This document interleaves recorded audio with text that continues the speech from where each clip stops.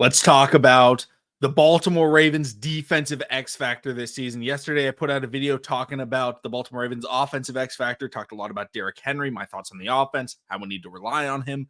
But in this video, I'm going to be outlining who I think is the Baltimore Ravens defensive X factor. So let me know in the comment section down below if you agree, if you disagree, and your thoughts on the Ravens season as a whole. Tomorrow, I'll put out a video on my just full season outline and prediction.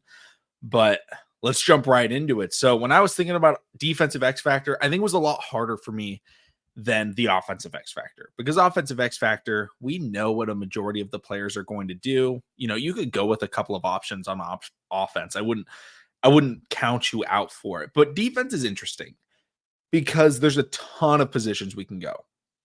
You know, you can look at pass rush, you can look at the secondary, you can look at, the players that are replacing other players. So, guys like Nate Wiggins stepping in for potentially cornerback 3. You could look at Trenton Simpson stepping in for Patrick Queen. So many. There's just so many positions. But when I was looking at it, I thought, what is the key to the Baltimore Ravens having defensive success? And I felt like pass rush, once again, like always, is going to be the most important thing. We've said it the last 3 years, probably longer, but I think we've done 3 videos on the Ravens defensive X factor, maybe 4, but every time it's like always been pass rush. And I think that's been correct. I think last year was the Baltimore Ravens' best defense they've had, in the modern era. Obviously, not going to say they're better than the 2000s defense. No defense is. But in terms of the last 10 years, I definitely think that this defense was the best. And I think it was better than the Ravens Super Bowl defense as well. They were a fantastic defense. They led the league in sacks. They led the league in a ton of, categories, points against, everything. But sacks was really the big thing because they've had a good secondary. They've had good run defense. They were struggling to generate pass rush without blitzing. That was the biggest thing for them the last couple of years. Wink Martindale had to blitz like every single play, but we got Mike McDonald. He activated this Ravens pass rush. And yes, he did blitz. He did have the corner blitzes. He did have the linebacker blitzes, but it felt like they didn't have to blitz in order to get a pass rush. Clowney went off. Madubuike went off. Justin Houston's had some good years with the Ravens, but, last year was definitely the best from what we saw. Kyle Van Noy last year as well had a career year, but when I looked at it, I thought, okay, who's the most important person for this Ravens pass rush? And I think 3 names came to mind.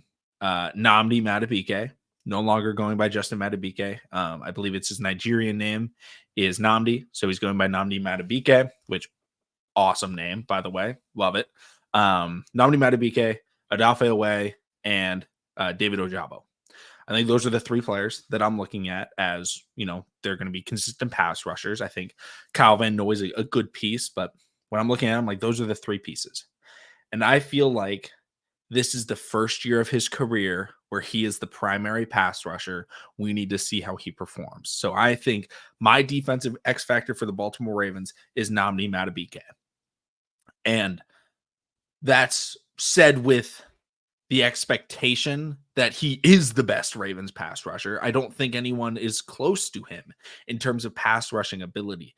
But when you look at last year, part of the reason he was able to be so effective was Clowney was dominant. Kyle Van Noy was dominant. Patrick Queen off the blitz was very, very good. Teams were not as able or not as willing to just throw double teams at Madubuike. Instead, it was more, we just got to protect the front. And so that allowed him to get a little bit more one-on-ones than he'll have this year. And now that he is seen as, hey, this guy was an all-pro, we need to go out there and try and stop him. He's one of the highest paid players in the NFL at his position. He's, 13 sacks. He set the NFL record, or at least tied the NFL record for consecutive games with at least half a sack. This guy's legit. Everyone knows he's legit.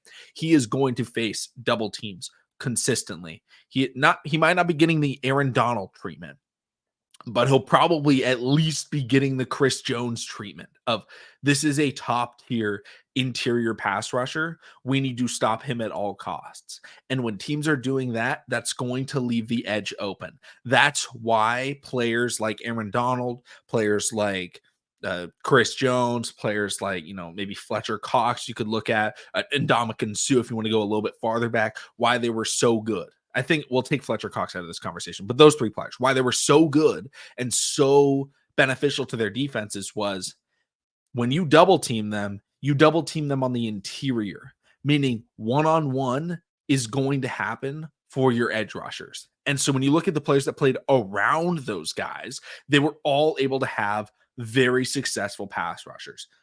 You look at Aaron Donald, he's played with a ton. I think he had the guy that plays for the Bears. He went out there, he had 10 sack seasons with him. I'm blanking on his name right now. The outside linebacker that plays for them. He was able to have 10 sack seasons. Ziggy Ansah, I believe, played in Detroit, overlapped with Ndamukong Suh. He was able to be good. When he was in Miami, like Cameron Wake, was doing good off the edge. And then you look at Chris Jones and you see like George Karlaftis is succeeding. The players that I'm naming, they're not necessarily the best pass rushers in the NFL, but they're extremely productive pass rushers because of the double teams that are being created by these interior presences. Nnamdi Madubuike, if he's going to take that next step into that first team All-Pro, that, hey, this guy's one of the best defensive players in the NFL territory, he's going to have to generate pressure through these double teams, because if he's able to do that, he doesn't have to put up 13 sacks again. If he puts up 10 sacks, that would be a fantastic goal for him, because 10 sacks for him means that he's probably still getting double teamed. He's still the focus, but it leaves one-on-one consistently for Odafe Oweh, David Ojabo, and Kyle Van Noy. And when you see a guy getting double teamed on the interior, it's a lot easier to send pressure on that side. So let's say that Nnamdi Madubuike is lining up over the left guard. He's in the 3-tech, so he's between the left guard and he's between the center. The double team, as most people would expect, would come from the left guard and the center. If you are to send a blitz from Trenton Simpson, maybe it's from a slot corner from that side, if they don't shift properly, one of them is going to come through, or even if they all get picked up, Madubuike now is probably in a one-on-one situation where he's going to be able to succeed, because we've seen what he can do when he's going in single coverage. We saw it last year. I believe it was 11 straight games with at least half a sack. I think that's what he got. I know it was at least 10. I think it was 11. We saw it. He can do that. So knowing double teams are going to be coming, it's going to allow him to create better opportunities for the rest of this defensive front. And that's one of the things that now we finally have, and we've been waiting for Odafe Oweh as well as David Ojabo. Was even going into last year, we didn't think Clowney was going to be a 10 sack guy. The thought process was, hey, Clowney's good. He can maybe get a couple of sacks. Not, hey, this guy's going to be like a Pro Bowl caliber pass rusher. That was very unexpected, very appreciated, but very unexpected. So now Odafe and David Ojabo are not going to be the primary focuses.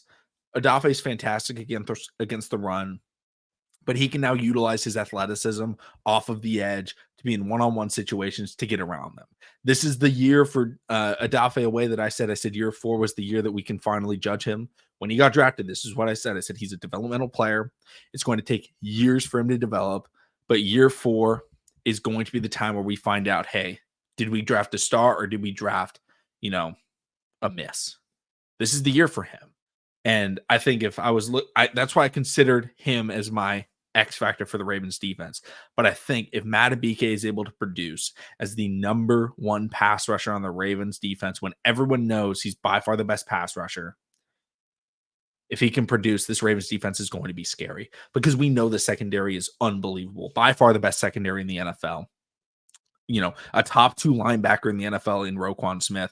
Roquan's not the best in pass coverage, but he's the best middle linebacker against the run, I think, by far in the NFL. Trenton Simpson, we're going to see what he can do, but he's got the athleticism to at least, make a couple of plays. He got that interception in the preseason. The thought is, hey, he could be better than Patrick Queen even because Patrick Queen really wasn't that good, and we were still able to have a dominant defense. Patrick Queen, great against the blitz, great at shooting gaps. That's really about it. But this could be a fantastic defense. It could be even better than last year because we added Nate Wiggins. We lost Geno Stone, yes, but now we have a healthy Marcus Williams. Remember, Marcus Williams couldn't lift his shoulder. When he was playing, he couldn't lift his shoulder. That shoulder is fully healed. He's going to be very good this year. And I think all of it is going to come down to how good is Nnamdi Madubuike? Is he a 7-sack guy that kind of slips through the cracks and, isn't able to be dominant, isn't a Pro Bowler? Or if he goes out there, he's a Pro Bowler again with 10 plus sacks. I'd be looking at this defense as, hey, this defense was once again the best defense in the NFL. Let me know in the comment section down below what you guys think. Thank you all so much for watching. Subscribe for more. Baltimore Ravens play football in 2 days. 2 days. I can't believe it. And I'll see all of you again tomorrow.